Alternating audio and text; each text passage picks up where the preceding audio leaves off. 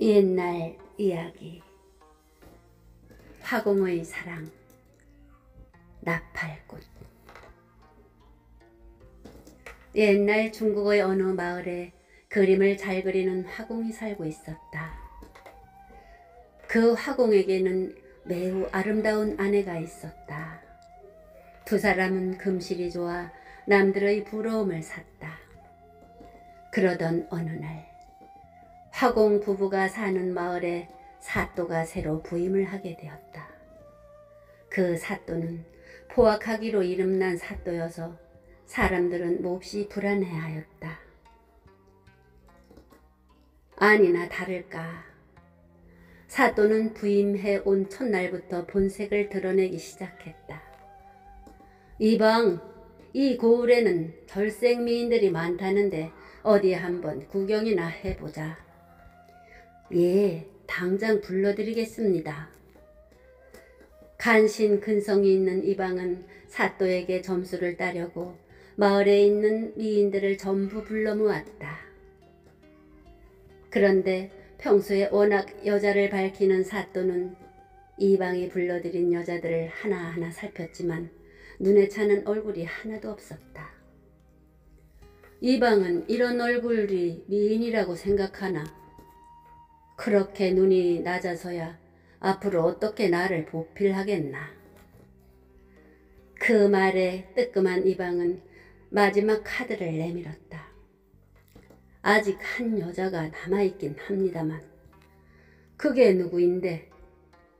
하지만 그 여자는 이미 임자가 있는 몸이라. 그런 건 관계없으니 누군지 어서 말을 해봐라. 예, 그럼 마을 입구에 사는 화공의 마누라가 기막힌 절색입니다. 그래?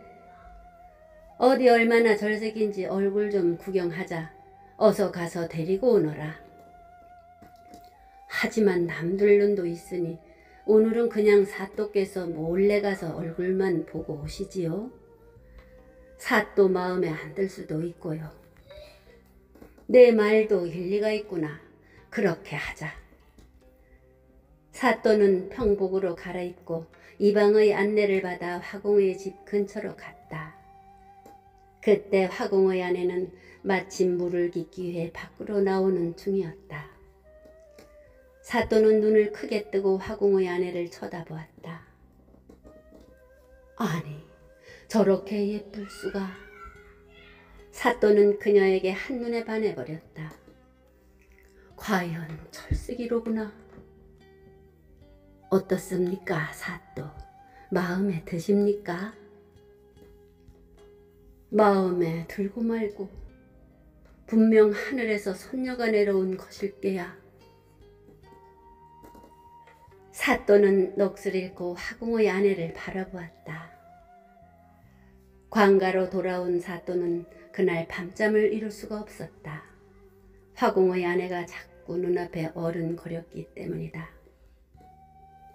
내가 이 나이에 상사병이 다 걸리다니.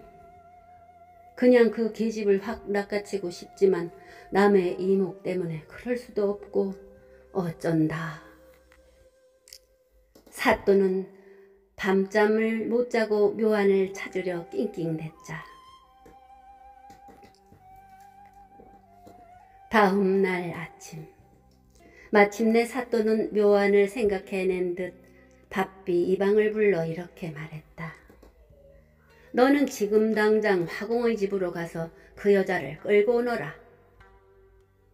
그렇게 되면 남의 이목이 있어서. 그건 걱정 말고 포박을 해서 끌고 와라. 예? 포박을 해서요?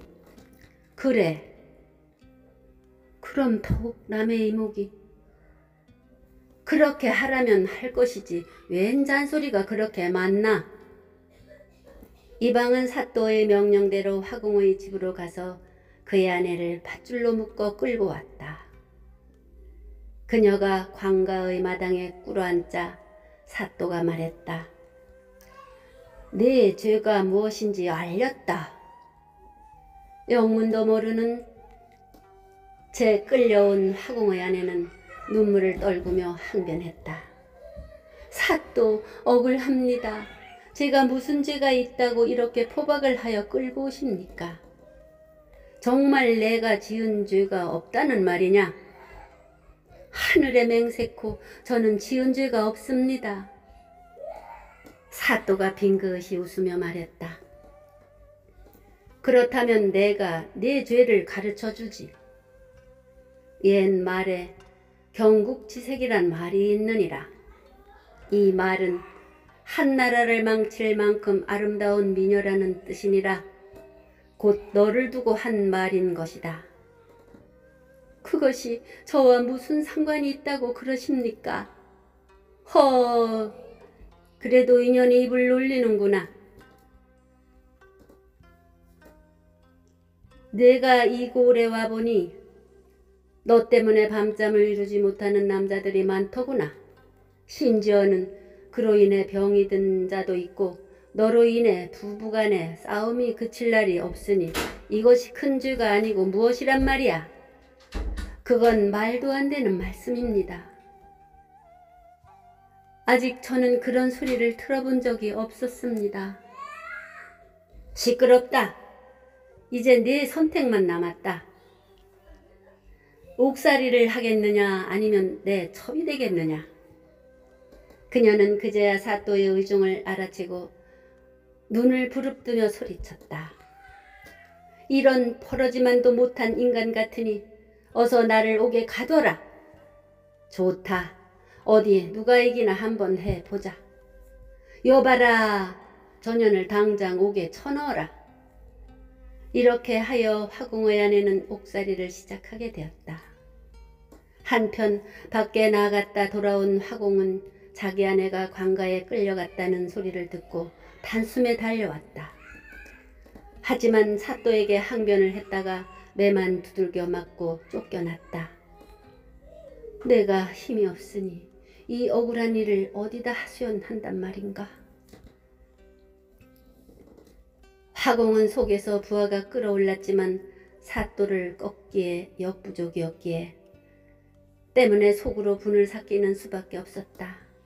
그날 밤 집에 돌아온 화궁은 밤새 종이에다 그림을 그리기 시작했다.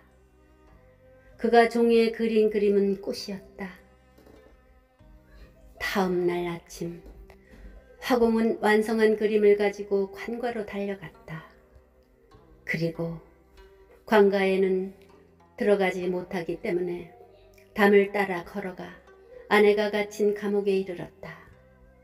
감옥은 높은 축대 위에 있었으므로 밖에서 불러도 소리를 제대로 알아들을 수 없었다. 화궁은 아내가 갇힌 감옥 밑에 주저앉아 땅을 팠다. 그리고 자신이 밤새 그린 그림을 땅에 묻고 흙을 덮었다. 화궁은 그 일을 하면서 얼마나 울었는지 흙이 흥건히 젖을 정도였다. 그리고 이튿날 아침 화궁은 스스로 목숨을 끊었다. 그러자 화궁이 그림을 묻은 자리에서 싹 하나가 돋았다. 그러더니 그 싹은 거침없이 줄기를 뻗고 단숨에 화궁의 아내가 갇힌 감옥의 창살까지 이르렀다. 화궁이 흘린 눈물이 거름이 된 셈이었다. 창살 앞에 다다른 줄기는 마침내 꽃 한 송이를 피웠다. 그 꽃은 나팔 모양과 흡사했다. 그래서 사람들은 그 꽃을 나팔꽃이라 불렀다. 그 꽃은 아침에만 만개했다가 낮이 되면 오므라들었다. 억울함을 참지 못하고 죽은 화궁의 넋이 죽어서 저승으로 가지 못하고 이승에 남아 아내의 얼굴을 보기 위해 꽃이 되었다며 사람들은 혀를 차며 동정했다. 지금까지 함께 해주셔서 감사합니다.